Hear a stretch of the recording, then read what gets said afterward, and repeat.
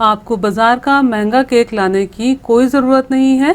आप बहुत आसानी से बगैर किसी मेहनत के, बगैर किसी भी ओवन के, बगैर इलेक्ट्रिक बीटर के और बगैर मेजरिंग कप वगैरह के सिर्फ 5 मिनट में केक का बैटर बनाकर किसी भी पैन में आसानी बेक कर सकते हैं। बिस्मिल्लाहिर्रहमानिर्रहीम। अस्सलाम वालेकुम फ्रेंड्स, उम्मीद है आप सब खैरियत से होंगे। अगर आप केक बेक करने के लिए नॉन स्टिक मोल्ड इस्तेमाल कर रहे हैं तो इस तरह साइड्स पर भी बटर पेपर ज़रूर लगा लीजिएगा ताकि आपका नॉन स्टिक केक का मोल्ड ख़राब ना हो। आप केक बेक करने के लिए घर में मौजूद सिल्वर के छोटे साइज के बोल या छोटे साइज की सिल्वर की देगची भी इस्तेमाल कर सकते हैं, लेकिन ख्याल रहे कि स्टील का कोई भी बर्तन केक बेक करने के लिए इस्तेमाल नहीं करेंगे। ये मोल्ड बेकिंग के लिए तैयार है। अब इसे साइड पे रख देते हैं और चलते हैं अगले स्टेप की तरफ। अगर आपके पास मेजरिंग कप मौजूद है तो आप मेजरिंग कप इस्तेमाल कर सकते हैं, या फिर इस तरह से कप सॉसर का कप इस्तेमाल कर सकते हैं, या फिर इस तरह के कप तो सबके घरों में होते हैं, इस तरह का कप भी इस्तेमाल कर सकते हैं। इन तीनों की मेजरमेंट तकरीबन एक जैसी होती है, लेकिन इस तरह का कप आपने इस्तेमाल नहीं करना क्योंकि इसकी मेजरमेंट ज्यादा होती है, यानी कि इसमें कोई भी चीज ज्यादा मिकदार में आएगी।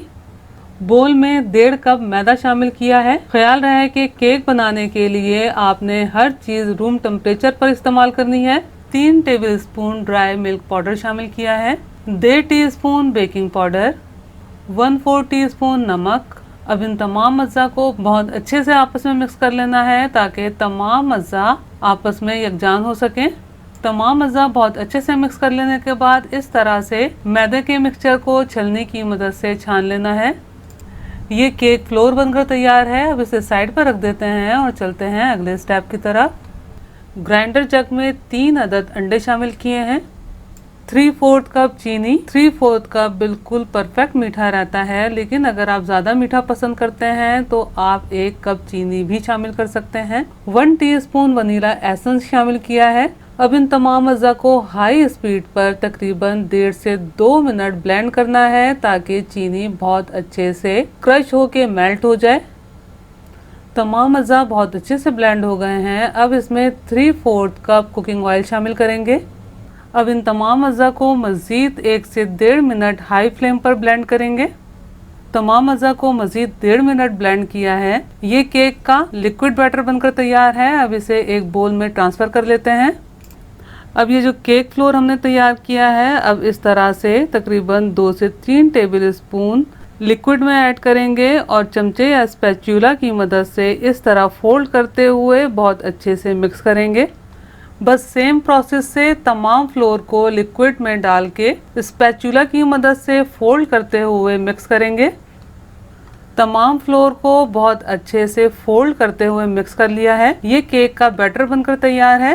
कोई भी मार्बल केक बनाने के लिए केक के बैटर की कंसिस्टेंसी इसी तरह थिक रखी जाती है, इसलिए मैंने लिक्विड मिल्क का इस्तेमाल नहीं किया ताकि मार्बल केक के कलर्स की लेयर्स बहुत अच्छे से आ सकें, यानी कि एक दूसरे में मिक्स ना हो। अब केक के बैटर को 2 बराबर हिस्सों में डिवाइड कर लेना है।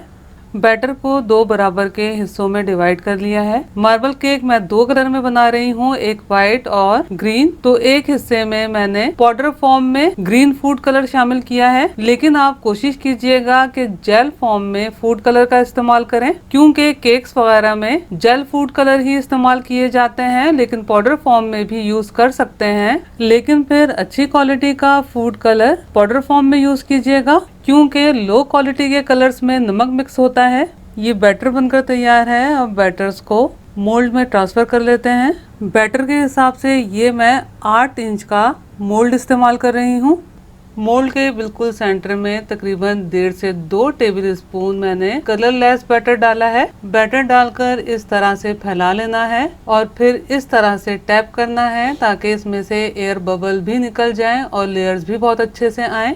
बस इसी तरह सेम प्रोसेस से ग्रीन कलर का बैटर बिल्कुल सेंटर में 1.5 से 2 टेबलस्पून डालेंगे और फिर फैला देंगे और फिर इस तरह टैप करेंगे। बस इसी तरह ऑल्टरनेट कलर्स के बैटर डालते जाएंगे, फैलाते जाएंगे और टैप करते चले जाएंगे।